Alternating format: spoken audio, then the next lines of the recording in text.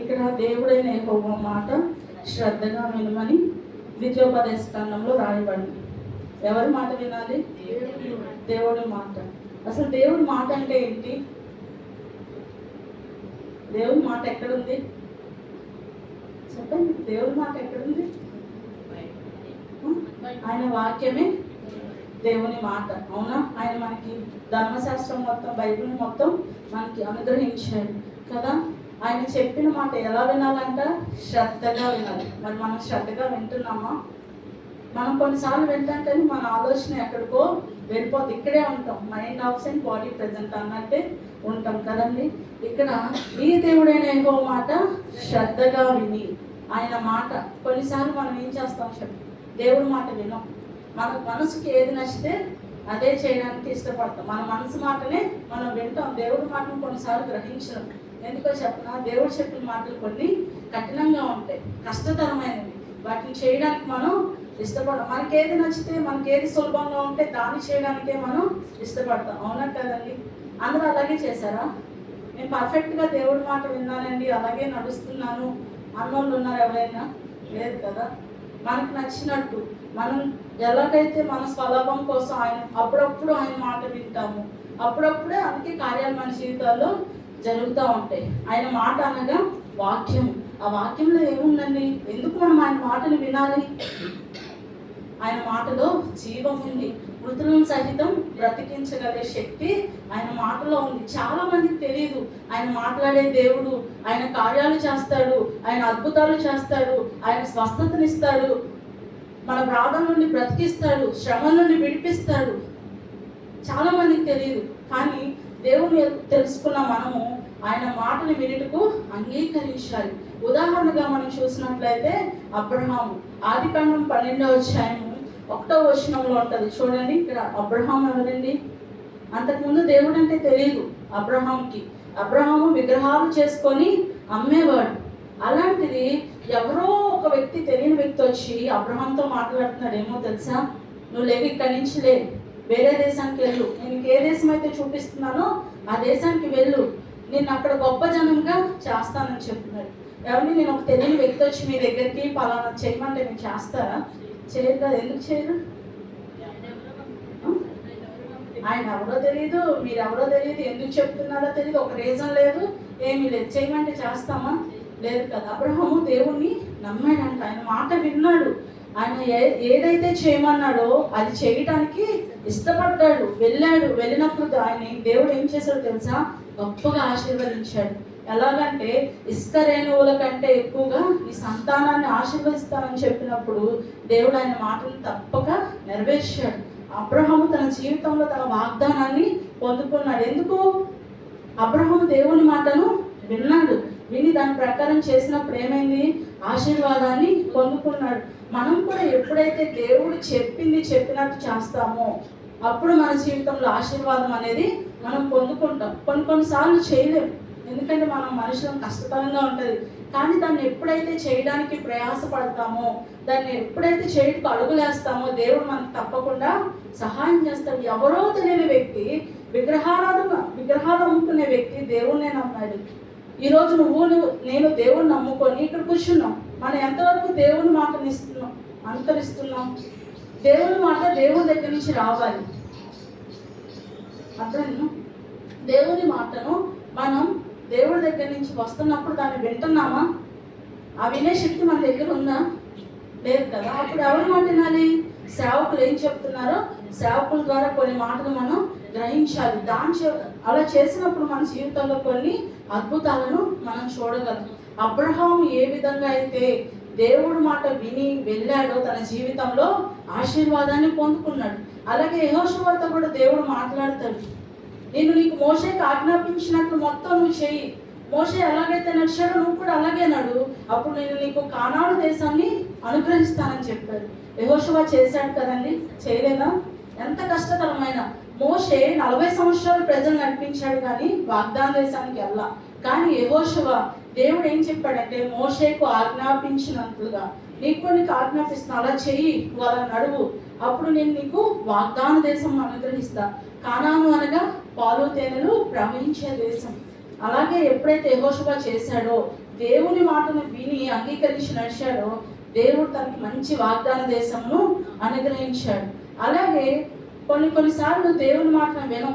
యోనా పుస్తకము 1వ అధ్యాయము 1-2 చదువుకో. ఇక్కడ ఎవరు వచ్చి చెప్తున్నారండి యోనాకి? దేవుడే వచ్చి, యోనా నువ్వు లేచి ఇలా నినివే పట్టణానికి వెళ్ళు, అక్కడ ప్రజలందరూ చాలా ఘోరమైన పరిస్థితుల్లో ఉన్నారు, వాళ్ళందరికీ దేవుని గురించి ప్రకటించు అని చెప్పాడు. యోనా ఏం చేశాడు? దేవుని మాటను విన్నాడో లేదా? గ్రహించాడు దేవుని మాట, కానీ దేవుడు చెప్పినట్టు చేయలేకపోయాడు. ఎక్కడికి వెళ్ళమంటే ఎక్కడికి వెళ్ళాడు? నినివే వెళ్ళమంటే తర్షీషుకు పారిపోయాడు. తర్వాత అతను ఏం చేశాడు? ఎందుకు ఆజ్ఞను అతిక్రమించాడు? తనకు నచ్చిన ఆ పని చేయడానికి ఆయన ఇష్టపడలేదు. ఎందుకంటే అది చాలా కష్టతరమైన పని. నేను వచ్చి ఈ పట్టణం అంతా నాశనం చేస్తాను అంటున్నాడు దేవుడు అని చెప్తే వింటారా నా మాటని? ఎలా చూస్తారు? నన్ను పిచ్చిదానిలా మాట్లాడుతున్నావు అని చూస్తారు. అలాగే యోనా కూడా అనుకున్నాడేమో, నన్ను పిచ్చోని అనుకుంటారేమో ఈ మాట చెప్తే, అందుకే నేను ఈ మాటను చెప్పడానికి ఇష్టపడక వేరే ఓడ ఎక్కి వేరే ఊరు వెళ్ళిపోతున్నాడు. కానీ దేవుడు ఊరుకుంటాడండి. ఎప్పుడైతే ఆయన పట్టుకున్నాడో, ఆయన మాటని ఎలాగైనా చేయడానికి దేవుడు ఎప్పుడు విడిచిపెట్టాడు. యోనా ఏం చేశాడు తెలుసా? ఆజ్ఞను అతిక్రమించాడు.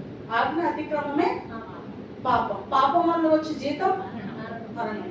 ఇక్కడ యోనా ఏం చేశాడు తెలుసా? దేవుని ఆజ్ఞను అతిక్రమించాడు. అతిక్రమించడం వల్ల అతనికి ఏం జరిగిందో చూడండి.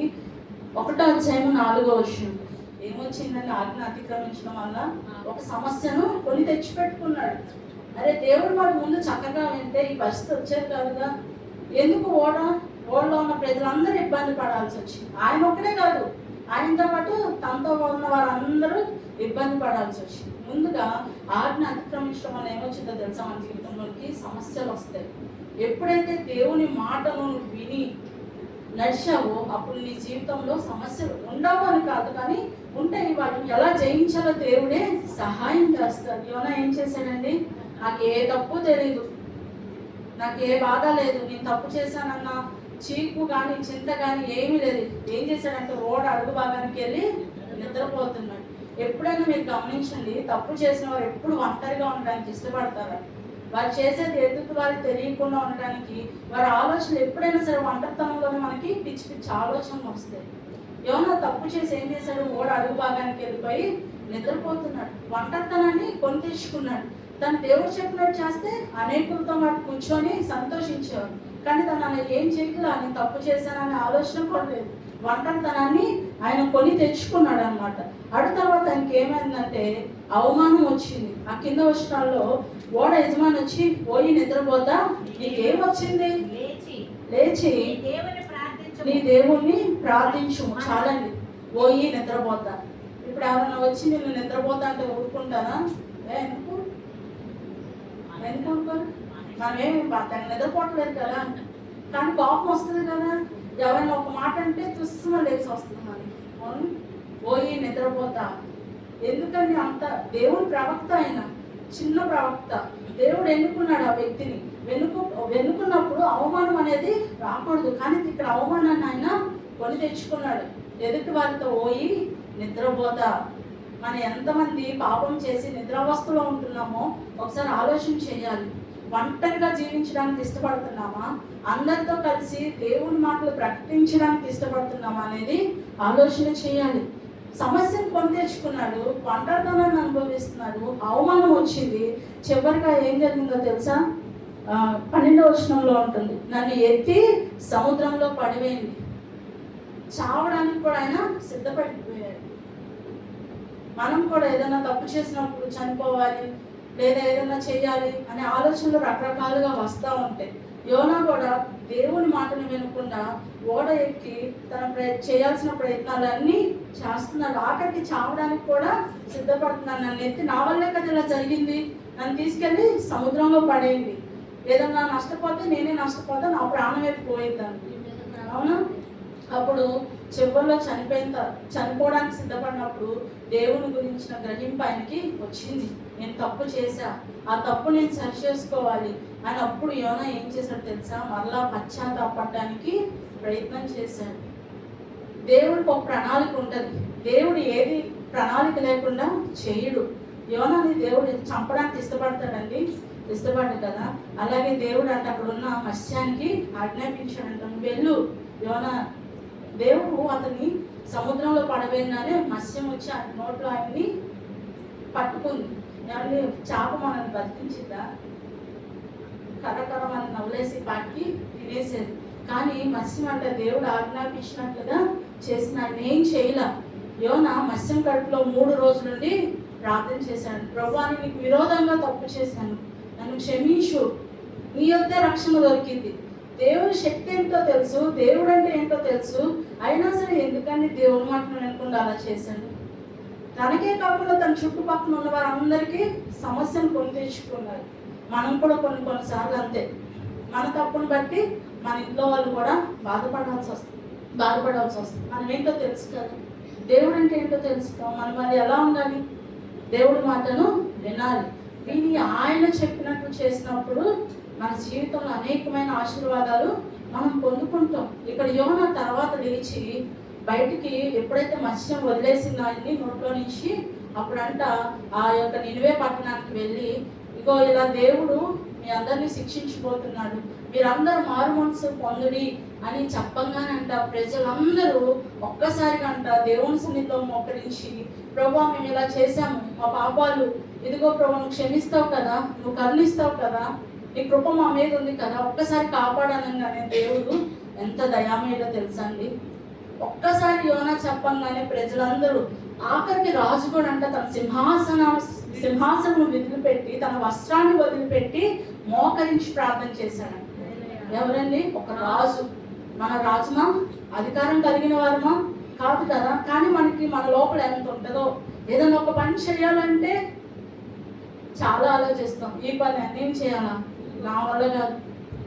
కానీ నినివే పట్టణ రాజు తన యొక్క సింహాసనం దిగి తన యొక్క అధికారం, తన వస్త్రాన్ని అన్నింటినీ విడిచిపెట్టి, మీరందరికి చెప్తున్నా, మీరందరూ నాతో పాటు ఉపవాసం ఉండి ప్రార్థన చేయండి, మన పట్టణాన్ని మనం కాపాడుకోవాలి. ఇలా యోనా ప్రవక్త వచ్చి చెప్పినప్పుడు వెంటనే వాళ్ళందరూ ఏం చేశారు తెలుసా, మోకాలు వేసి ఉపవాసం ఉండి ప్రార్థన చేశారు. వారికి పశ్చాత్తాపం కలిగిన వారి హృదయంలో. మనము ఒకసారి చెప్తే వింటామా? ఏదైనా శిక్ష వచ్చే వరకు మనం అలాగే కొన్నిసార్లు కంటిన్యూ అవుతానే ఉంటాం. కానీ ప్రజలు ఎంత మంచివారో, దేవుడు కృప లేకపోతే, దేవుడు దయ లేకపోతే మనం ఏమీ చేయలేము. దేవుడు ఆ పట్టణాన్ని కాపాడుతానని చెప్పినప్పుడు కదా యోనాని వెళ్ళమన్నాడు. విన్నారు వాళ్ళందరూ, విన్న బట్టే ఆ పట్టణం కాపాడబడింది. మరి ఈరోజు నీవు నేను దేవుడి మాట వింటున్నామా? విని మన కుటుంబాన్ని కట్టుకుంటున్నామా? మన కుటుంబం మీదకి మనమే శిక్షణ తీసుకొస్తున్నామా? ఆలోచన చేయాలి. దేవుడి మాటను చాలా శ్రద్ధగా వినాలి. అంతకుముందు దేవుడు డైరెక్ట్గా దర్శనంతో మాట్లాడేవాడు, ప్రవక్తల ద్వారా మాట్లాడేవాడు. కానీ ఇప్పుడు దేవుడు మాట్లాడుతున్న చాలా మంది గ్రహించలేని స్థితిలో ఉన్నారు. ఎందుకంటే మనం ఆయనతో సహవాసంలో అంతగా ఉండం కదా. ఎందుకంటే మన పనుల భారంలో మనం పడిపోతాం, ఏదో ఒక గంటో గడియో ఉంటాం. ఎప్పుడైతే మనం నిత్యము ఆయనతో సహవాసం చేస్తామో మనకి ఒకటి పశ్చాత్తాపం అనే మనసు కలిగి ఉంటుంది. మానవులు తప్పు సహజం జరుగుతూ ఉంటుంది. కానీ ఏం చేయాలో తెలుసా, మన తప్పులు మనం గ్రహించాలి. ఆ గ్రహించిన దాన్ని సరిచేసుకోవాలి. ప్రభు నేను ఇలా చేశానయ్యా. చాలా మంది తప్పు చేస్తారు, ఆ తప్పుని గ్రహించరు. గ్రహించుకోవడం కూడా సరి చేసుకోరు, అలాగే ఉండిపోతారు. అప్పుడు మన మీదకి అనేకమైన శిక్షలు, శ్రమలను మనం కొని తెచ్చుకుంటాం. దేవుడు ఎంత దయ చూపించాడండి ఇక్కడ నినివే పట్టణస్తుల్ని. ఆయన దయ చూపిస్తేనే ఈరోజు నీవు నేను ఇలా ఉన్నాం. అవునా? ఆయన మాట వింటేనే మనకు ఆరోగ్యం, ఆయన మాట వింటేనే మనకు దీవెన. చిన్న చిన్న అనారోగ్యాలు వస్తాయి, శ్రమలు వస్తాయి, కానీ వాటన్నిటి నుంచి విడిపించగలిగిన వాడు దేవుడు. మనలో పశ్చాత్తాపం ఉండాలి. పశ్చాత్తాపం అంటే ఏంటి? మార్పు. ఏం మారాలి? మనసు మార్చుకోవాలి, హృదయాన్ని మార్చుకోవాలి, చిత్తాన్ని మార్చుకోవాలి. అంటే మన ఆలోచనలో మార్పు రావాలి. తప్పైన కుమారుడు ఏం చేశాడండి? వెళ్ళిపోయాడు. మళ్ళీ ఎప్పుడు వచ్చాడు? బుద్ధి వచ్చినప్పుడు వచ్చాడు. అంటే తన తప్పును తను గ్రహించాడు. నేను తప్పు చేశానే, నా తండ్రి దగ్గర చాలా మంది పనులు ఉన్నారు, నేను అక్కడికి వెళ్తే కనీసం పనులైన ఒక వానిగా నన్ను చేర్చుకుంటాడు కదా అనే గ్రహింపు వచ్చింది. ఈరోజు దేవుని సన్నిధికి వస్తున్నాం, ఆయన మాట వింటున్నాం, కానీ ఆయన చెప్పినట్లు నడుచుకుంటున్నామా? నడుచుకుంటున్నాం. చెప్పండి. నడుచుకోవట్లేదా? ఏదో కొన్ని కదా కాదు. ఆయన మాటను శ్రద్ధగా విని ఎప్పుడైతే ఆయన ఆజ్ఞల ప్రకారం మనం నడుస్తామో, బలులు అర్పించు కంటే మాట వినట చేస్తాం. మనం దేవునికి కానుకలు ఇస్తున్నాం. నేను దేవుని సన్నిధికి వెళ్తున్నా చాలా అనుకుంటారు చాలా మంది. ఏమని నువ్వు ఇచ్చే కానుకలు దేవుని దృష్టికి విలువైనవి కాదు. నువ్వు ఎంత తీసుకొచ్చి ఇచ్చినా, నీ ఆస్తిని మొత్తం తీసుకొచ్చి ఇచ్చినా కూడా అవి దేవుని దృష్టికి విలువైనవి కావు. ఆయన కావాల్సింది నీ మనసును. ఆయన నీలో మార్పును కోరుకుంటున్నాడు. మనం బుధవారం డిస్కషన్ చేసుకున్నాం కదా వాక్యాలు. దేవుని సన్నిధికి వచ్చి మనం ఎలా ఉండాలి? ఫలాలు ఫలించేవారిగా ఉండాలి. ఏం ఫలాలు అవి? ఆత్మీయ ఫలాలు. మనం ఫలిస్తున్నామా? ఆ ఫలాలు మనం పొందుకోవాలంటే ముందు దేవుని మాటను వినాలి, దాని ప్రకారం మనం నడుచుకోవాలి. కొన్నిసార్లు పాపంలో పడిపోతాం. దావీదు కూడా పాపం చేశాడు. దేవుడికి ఇష్టానుసారుడు దావీదు. కానీ ఏం చేశాడు? ఒక నాతాను ప్రవక్త వచ్చి అతనితో చెప్పినప్పుడు నువ్వు ఇలా చేసావున్నప్పుడు ఆ తప్పుని గ్రహించాడు, సరి చేసుకున్నాడు. ఈరోజు ఎవరన్నా నీ దగ్గరికి వచ్చి నువ్వు ఇలా చేసావు, సరి చేసుకోవాలంటే నువ్వు ఇష్టపడుతున్నావా? చెప్పిన మాటను సరి చేసుకోవడానికి ఇష్టపడుతున్నావా? మనం ఇష్టపడం. ఎందుకంటే మనలో చాలా నిన్ను ఉంటాయి. కోపం ఉంటుంది, గర్వం ఉంటుంది, అహంకారం ఉంటుంది. వాళ్ళు చెప్పేది నేనేదేంటి అనే ఆలోచన కూడా ఉంటుంది. అవునా? ఒకసారి ఆలోచించాను. మన మనసు చెప్పిన మాట కాదు, దేవుడు ఏం చెప్తున్నాడు, ఆయన వాక్యం ఏం చెప్తుంది, సేవకులు ఏం చెప్తున్నారు, దాని ప్రకారం మనం నడుస్తున్నామా, మన కుటుంబంలోనికి దీవెనలు కొని తెచ్చుకుంటున్నామా లేదా అనేది తెలుసుకోవాలి. పాపం వల్ల వచ్చే జీతం మరణం. వింటే ఎలాంటి జీతం వచ్చింది, వినకపోతే ఎలాంటి జీతం వచ్చింది. ఆత్మీయ జీవం మనకు కావాలి. నిత్యత్వం కోసం మనం ప్రాకులాడాలి. దేవుని గురించి ప్రకటన చేయాలి. ఆయన మాట వినాలి. ఈ లోకంలో నువ్వు నేను బ్రతుకుతున్నాం కేవలం ఆయన మాట. ఆయన మాట ఎప్పుడు మారదండి, ఎప్పుడు ఒకేలా ఉంటుంది. మనుషులమైన మనమే మాట తప్పుతూ ఉంటాం. ఎప్పుడు వింటాం మన మాటను ఎదుటివాళ్ళు? నమ్మకం ఉన్నప్పుడే కదా. మరి దేవుడి మీద మనకు నమ్మకం ఉంటుందా? కొన్నిసార్లు అయినా చెప్పండి. ఆయన నమ్ముతున్నాం మనం. ఎంతమంది ఆయన నమ్ముతున్నారు? చేయొద్దండి. అందరు నమ్ముతున్నారా? మరి నమ్మితే ఆయన చెప్పినట్లు చేయాలిగా, ఆయన మాట వినాలిగా. ఇప్పుడు నేను నా భర్తను నమ్మాను కాబట్టి ఆయనతో జీవిస్తున్నాను, కాపురం చేస్తున్నాను. ఆయన ఏం చెప్తే అది చేస్తున్నాను. మరి మీరు దేవుణ్ణి నమ్మితే ఆయన చెప్పినట్లు చేయాలిగా. ఇప్పుడు నేను నా భర్తను నమ్మబట్టి నాకు ఆహారం పెడతాడు, ఎందుకంటే తను నాతో వచ్చింది, నన్ను నమ్మి వచ్చింది కాబట్టి. మరి దేవుణ్ణి నమ్మి ఆయనకి వస్తున్నప్పుడు ఆయన మాటను వింటున్నామా, ఆయన ఆజ్ఞను అనుసరిస్తున్నామా లేదా అనేది పరిశీలన చేసుకోవాలి. ఆయన వాక్యంలో జీవం ఉంది. ఆయన వాక్యం యథార్థమైనది. మనం ఒకేలా త్రోవ తప్పిన అది మనలో సరిచేస్తుంది. అలాంటి దేవుణ్ణి కలిగి ఉన్న నేను ఎప్పుడైతే ఆయన మాటని విని ఆయన చెప్పినట్లు నడుస్తామో మన జీవితంలోని అనేకమైన మేలులు, దీవెనలు అన్నీ మనకే కాదు మన కుటుంబం మీద కూడా వస్తాయి.